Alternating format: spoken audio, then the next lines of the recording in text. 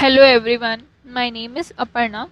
Today we are going to continue with our chapter, that is chapter 6, History. In the previous classes we have completed till here, till this paragraph. Now we will start from this paragraph. If you have not seen the other parts, please go and watch it.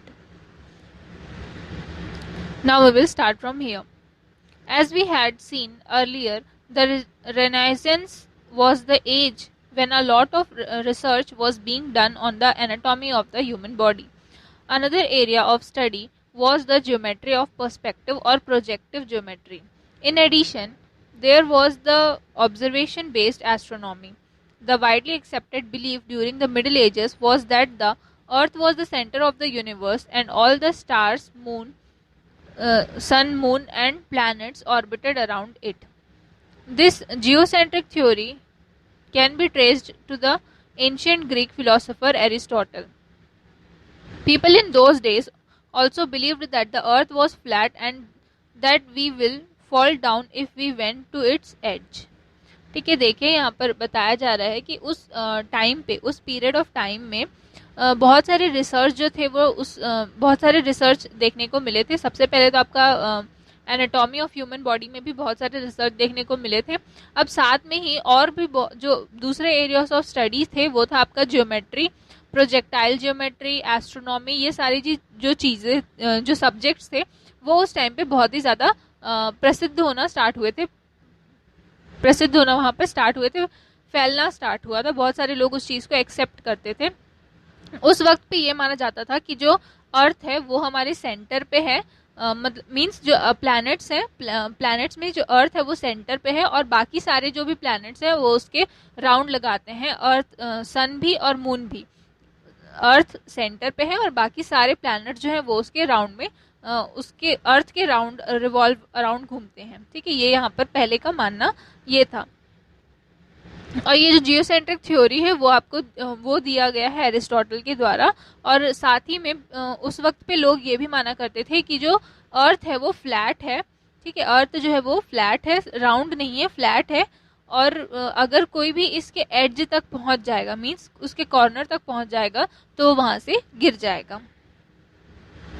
Many astronomers of the time studied the path and the motion of planets in the sky.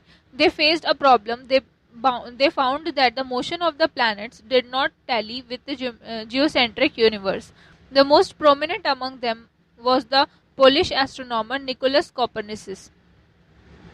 Born in 1473, died in 1543 CE, he published a book towards the end of his life in which he said that this problem could be resolved if we accepted that it is the sun, not the earth, that is the center of the universe and all the planets including the earth revolve around it.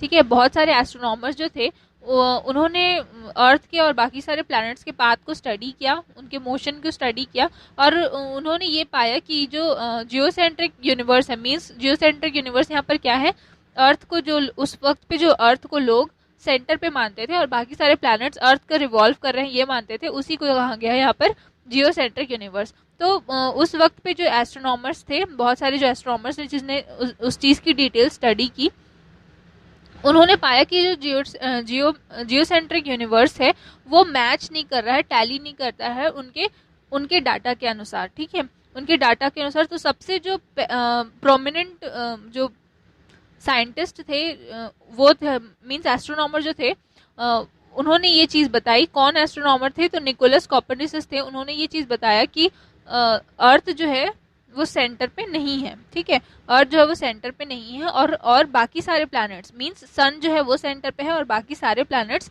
सन के revolve around में घूम रहे हैं. ये चीज Nicholas Copernicus ने बताई.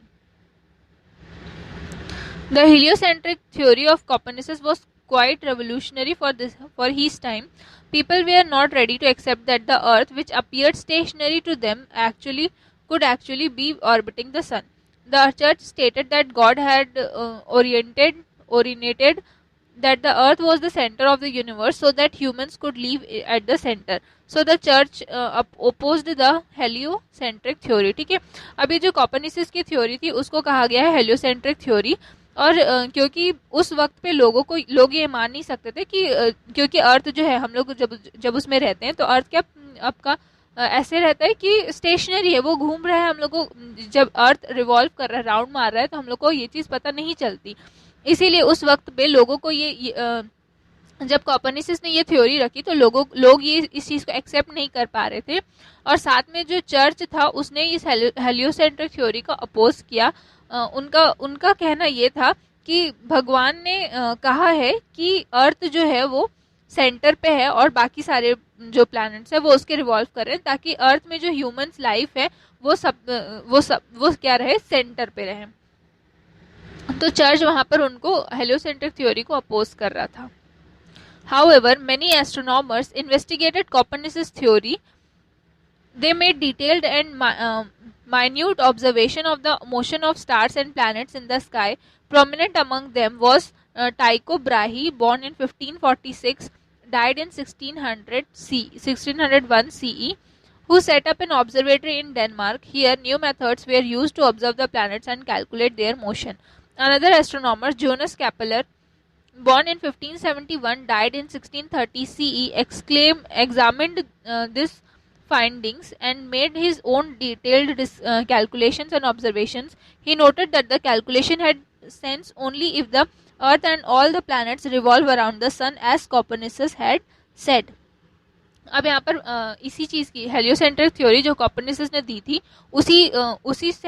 उसी थ्योरी को बाकी सारे साइंटिस्ट ने, बाकी सारे एस्ट्रोनॉमर्स ने डिटेल में स्टडी किया। कुछ उनका नाम आप यहाँ पर आपका दिए गए हैं, जैसे कि आपका नाम यहाँ पर दिया टाइको ब्रेही। ठीक है, टाइको ब्रेही ने भी अपनी ऑब्जर्वेटरी बनाई थी डेनमार्क में, और नए मेथड्स के थ्रू वो प्लैनेट्स और उनके मोशन की स्टडी कर रहे थे। और दूसरे जो एस्ट्रोनॉमर्स थे, जोनस कैपलर, वो भी इस चीज़ की स्टडी कर रहे थे। और फिर उन्होंने पाया कि जो भी उनके जो कैलकुलेशंस हैं, जो उनके कैलकुलेशंस उनके निकल के आ रहे हैं, वो तभी मायने हैं जब अर्थ जो है वो सन के अराउंड रिवॉल्व करता है।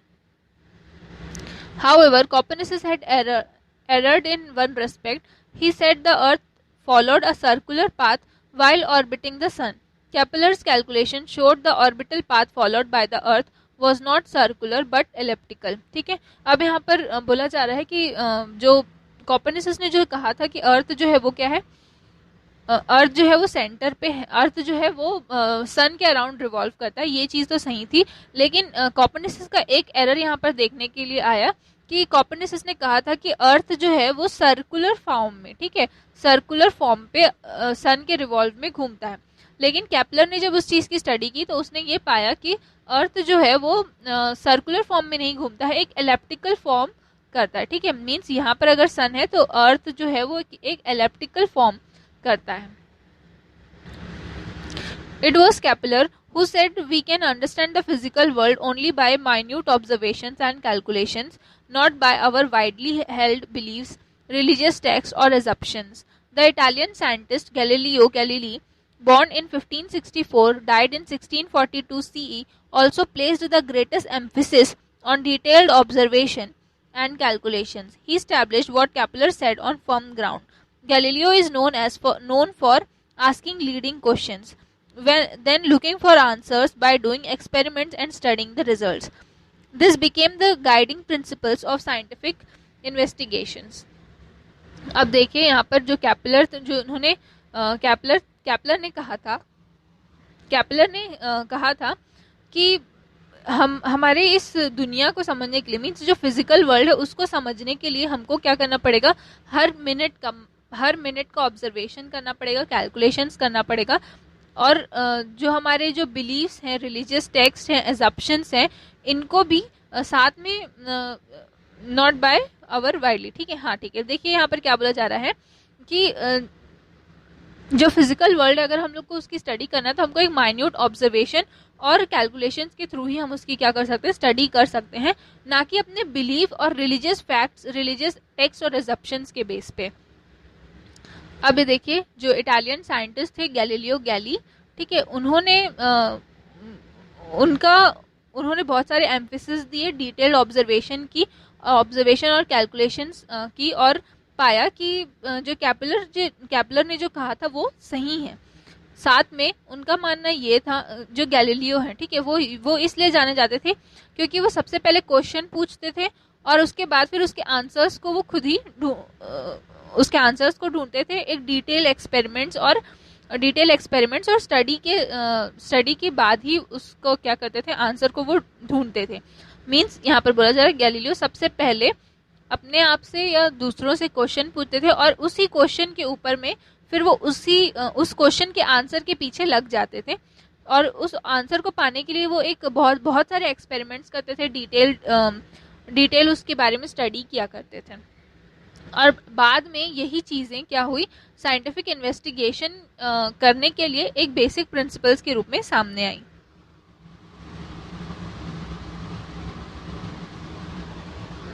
Galileo used the telescope invented by seafarers to study the stars. He found that planets like Jupiter and Saturn had several moons orbiting around them. The question asked was, why do planets and moons orbit? Why or what propels them? ठीक है, अब देखिए यहाँ पर बोला जा रहा है कि गैलीलियो ने टेलीस्कोप का यूज़ किया, ठीक है, टेलीस्कोप का यूज़ किया जिसको इन्वेंट किया था सीफार्स ने स्टार्स की स्टडी के लिए। और उसके बाद में फिर गैलीलियो ने जुपिटर और सैटर्न को देखा और वहाँ पर पाया कि जो मून्स है वो जुपिटर और सैटर्न के अराउंड में रिवॉल्व कर रहे हैं। तो सबसे पहले उनका क्वेश्चन आया कि क्यों, मीन्स वहाँ पर किस तरीके से प्लैनेट्स और मून्स जो हैं वो एक ऑर्बिट में है। Why do planets and moons orbits, क्यों वो एक ही पाथ में घूमते रहते हैं और अपने ही ऑर्बिट में घूमते हैं, क्या है ऐसी चीज़ जो उनको पकड़कर रखती है। आपका आज के लिए इतना ही, इसके बाद हम अपने नेक्स्ट लेसन में देखेंगे यहाँ से। Thank you.